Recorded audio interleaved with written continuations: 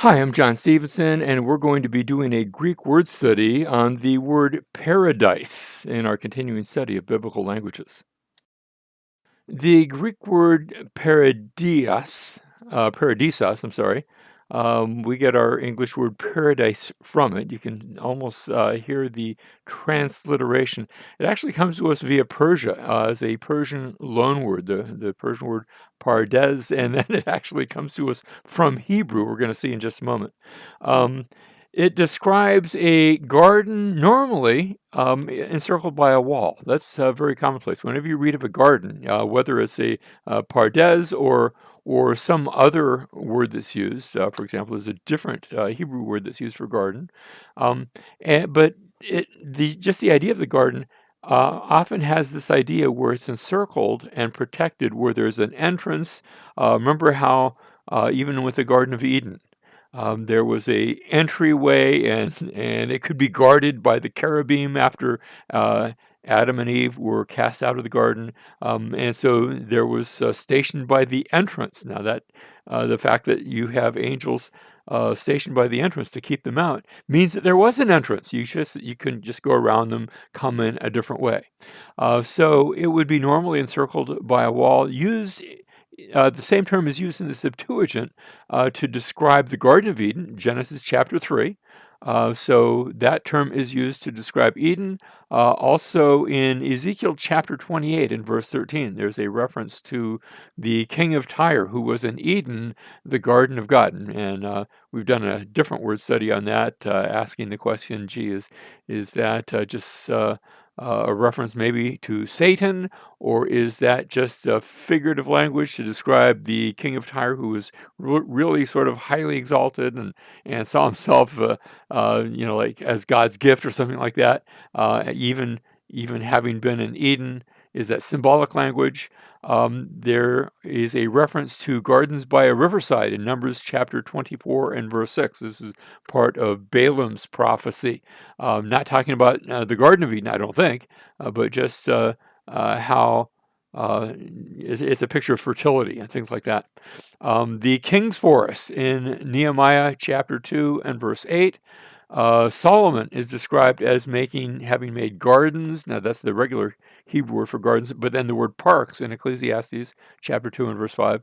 That's the Greek word for. Now these are all in the Septuagint. Remember, this is the Greek translation of the Old Testament. And finally, in Song of Songs chapter 4 and verse 13, where the lovers are speaking to each other, and there's this comment, your shoots are an orchard of pomegranates. Notice that word orchard, a garden or an orchard of pomegranates.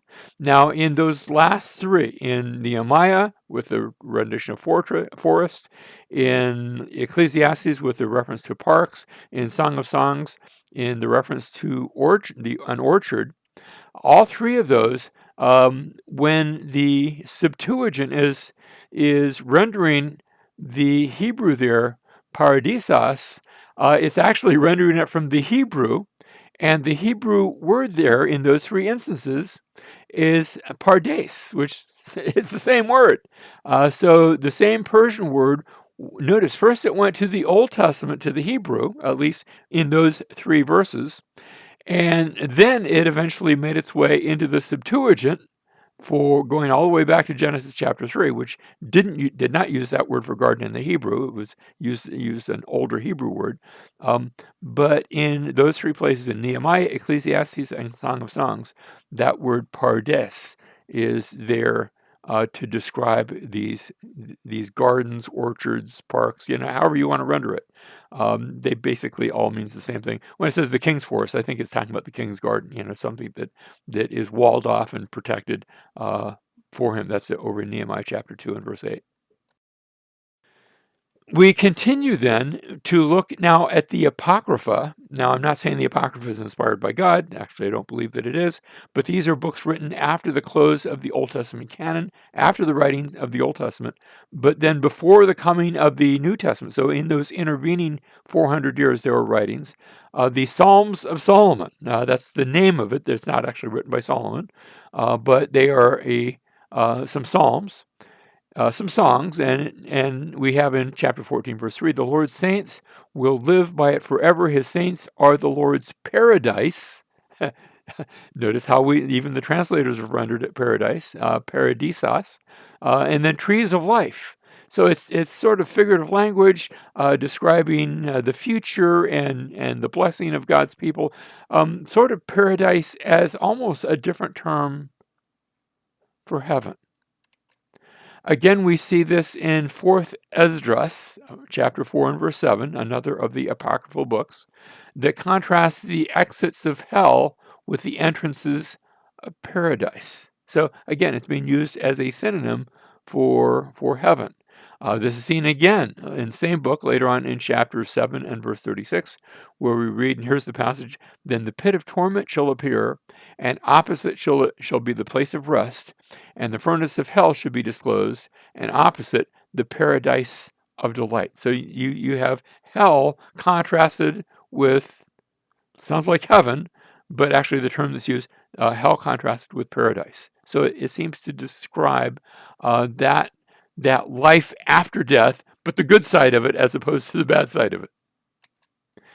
These apocryphal passages at least show that, rightly or wrongly, I'm not commenting on their theology, I'm not drawing our theology from the Apocrypha, but that the Jews had a popular concept of paradise as referring to heaven.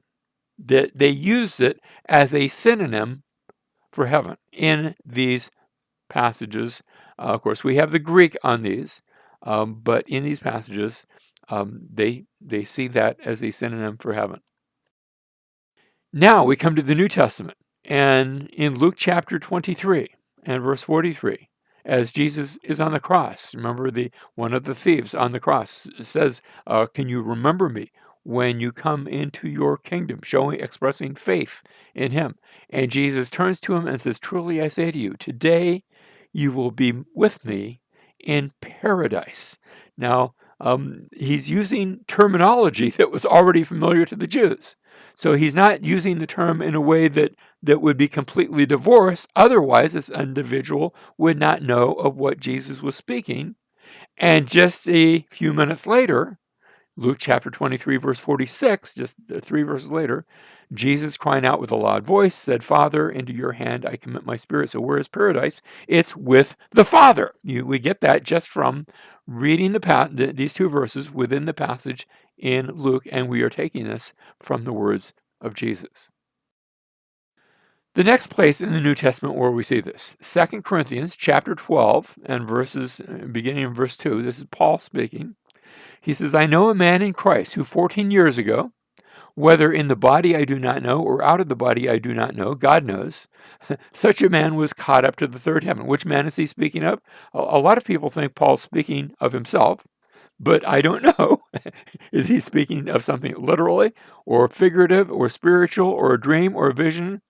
Paul says, I don't know, and if Paul doesn't know, I don't know either. But this individual, notice, was caught up to the third heaven. Don't miss that part. Verse 3, "And I know how such a man, whether in the body or apart from the body, I do not know, God knows, was caught up into paradise." So he's already said he's caught up into the third heaven. This isn't a separate catching up.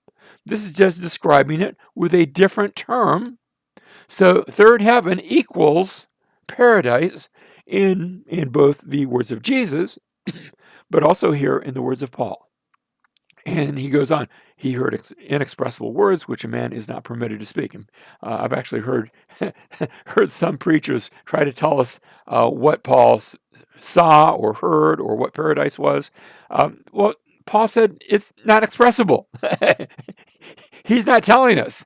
And that means our sort of opinions don't really matter in this area, except based upon what the passage says, that the third heaven is another term for paradise. Finally, Revelation chapter 2 and verse 7. This is a blessing that Jesus gives to the churches. "He who has an ear, let him hear what the Spirit says to the churches. To him who overcomes, I will grant to eat of the tree of life, which is in the paradise of God." Now, he gives blessings to each one of these churches, and each one of these churches is giving blessings that will only be seen when Christ returns. And this is one of those. And so notice, I'm going to grant to eat of the tree of life. Well, at the end of the book of Revelation, we see a picture of the tree of life, and it's in the New Jerusalem, the place where God is, which sounds like almost a picture of heaven come down to earth. The city is described as this big giant cube. I'm not sure that we're to take it literally, but the idea is just like the Holy of Holies was uh, a shape of a cube, where its width and its height and its depth were all the same dimensions.